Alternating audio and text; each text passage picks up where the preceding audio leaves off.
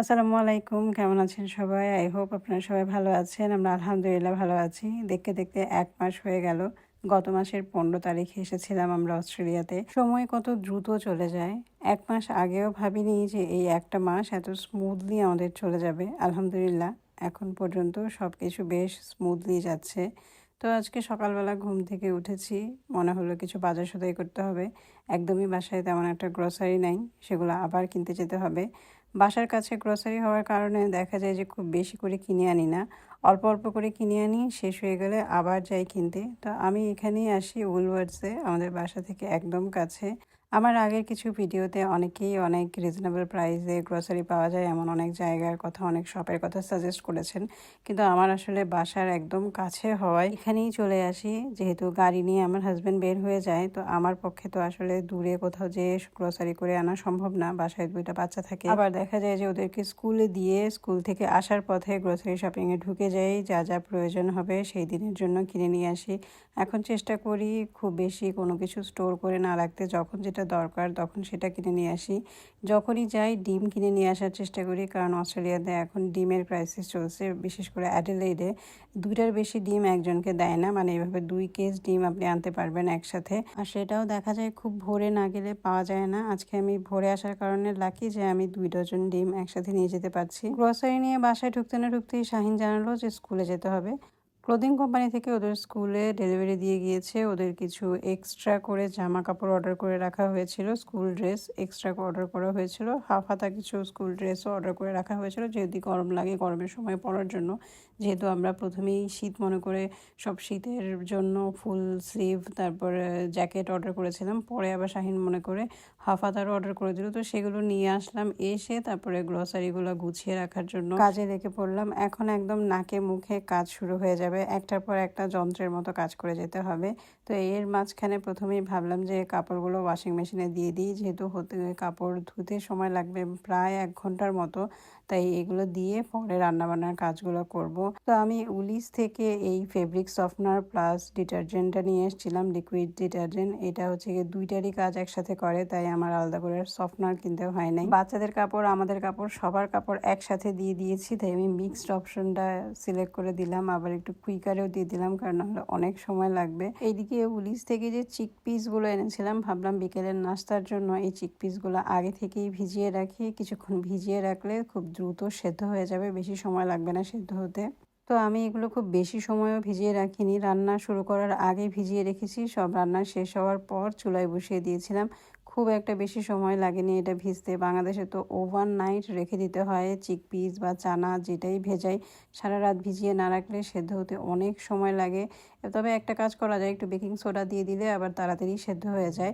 তো অথবা অনেকে প্রেশার কুকারেও দেন। প্রেশার কুকার আমার কাছে এই মুহূর্তে নাই, প্রেশার কুকার এখনও কেনা হয় নাই, আস্তে ধীরে কিনবো। তো আমি এইদিকে সব সবজি কেটে নিচ্ছি। আজকে একদম পিওর ভেজ ডে, মানে একদম সবজি খাবো আর কোনো কিছু না। পাঁচমিশালি একটা সবজি রান্না করব সিম্পল ওয়েতে, আর তার সঙ্গে বেগুন ভাজিও করব। আবার সেদ্ধ আলু বসিয়ে দিচ্ছি একবারে ভাতের সঙ্গে।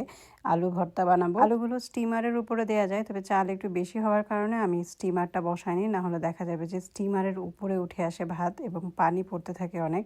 যার কারণে এভাবেই দিয়েছি, এভাবেই সুবিধা হয়। শুধু একটু উপর থেকে ভাতগুলো সরিয়ে সরিয়ে আলুটা বের করতে হয়, সেটা সমস্যা না।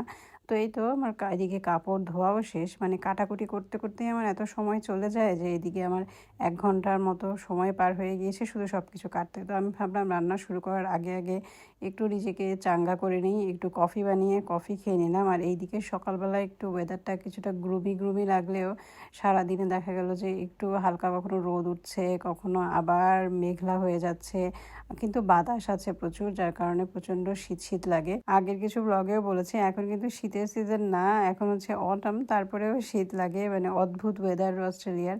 তো যাই হোক, আমি রান্না করতে করতে আবার এদিকে ওদিকে যা যা জায়গা একটু মনে হয় যে নোংরা হচ্ছে, সেই জায়গাগুলো মুছে নেই। এটা আমার একটা অভ্যাস হয়ে দাঁড়িয়েছে। একবারে রেখে দিলে দাগ বসে যাবে সেই ভয় থাকে, যেহেতু উপরের আমার কাউন্টার টপটা হচ্ছে গিয়ে সাদা।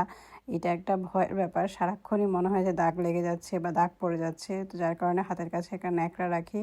এই যে আমার মেয়ে চলে আসছে ভেজিটেবলের ঘ্রাণ পেয়ে, যে মা কি রান্না করছো, সে দেখতে আসছে, বলছিল স্মেলস গুড। ওইদিকে ডালও বসিয়ে দিয়েছি, ডাল হয়ে যাওয়ার পর সেই একই পাতিলে আমি বসিয়ে দিলাম চানা আর একটা আলু দিয়ে দিয়েছি সেদ্ধ করার জন্য। এদিকে আমার ভেজিটেবলও রান্না শেষ, আবার বেগুনটাও ভেজে নিয়েছি। এখন দুপুরবেলা গোসল টোসল সেরে খাওয়ার পালা।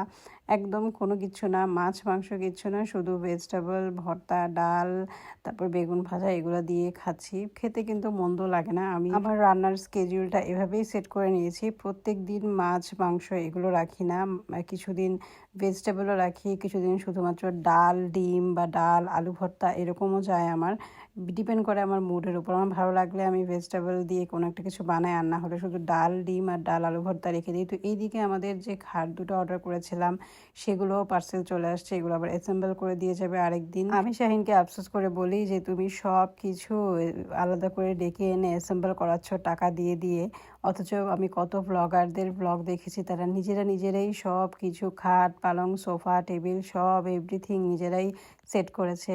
কত টাকা তাদের সেভিংস হয়েছে, আর দেখো আমরা কত টাকা নষ্ট করছি, তুমি অ্যাসেম্বল করার জন্য লোক ডেকে নিয়ে আসছো। তো যাই হোক, বিকেলবেলা স্বচ্ছ নায়ারকে বের করে দিলাম যে বাসার লনে এই স্কুটি চালাতে থাকো, একটু খেলাধুলা হবে। ওরা নায়ার তো খুব শাই ফিল করে, সে পারতপক্ষে বের হতেই চায় না, মনে করে যে আশেপাশের বাড়িঘর থেকে তাকে তাকায় দেখায় দেখবে, সে যদি পড়ে যায় তো কী হবে। তো এটা নর্মালি হয় না, ও পড়ে না, বড় উল্টা হয়, স্বচ্ছ পড়ে যায় বারবার। তো যাই হোক, আমি এবার বিকেলে চলে আসলাম, একটা নাস্তা বানাবো। এটা হচ্ছে গিয়ে যে চানাটা সেদ্ধ করে রেখেছি, চানার সালাদ বানাবো, বা চানা চাট বলা যায়, চানা চাটই বলে এটাকে।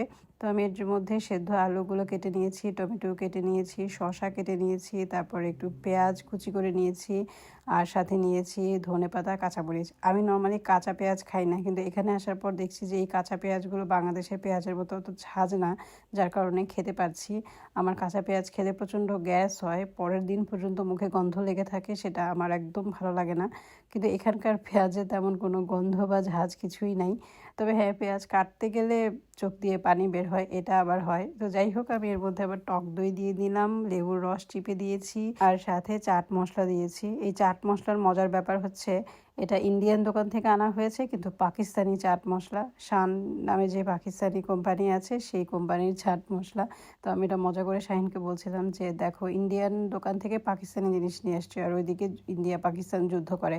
যাই হোক, আমি বানিয়ে আমার ছেলেকে আর আমার হাজব্যান্ডকে দিলাম, ওরা হচ্ছে আমার গিনিপিগ। আমার ছেলের একটু ঝাল লেগে গিয়েছে, কিন্তু সে তারপরেও খেয়েছে, এবং এটা যে তারপর কয়বার আমাকে তাকে বানিয়ে দিতে হয়েছে, আর আমার হাজব্যান্ড ওদিকে বললো খুব মজা হয়েছে, ভালো হয়েছে। তো আমি ব্লগ আজকে এখানেই শেষ করছি, আল্লাহ হাফেজ।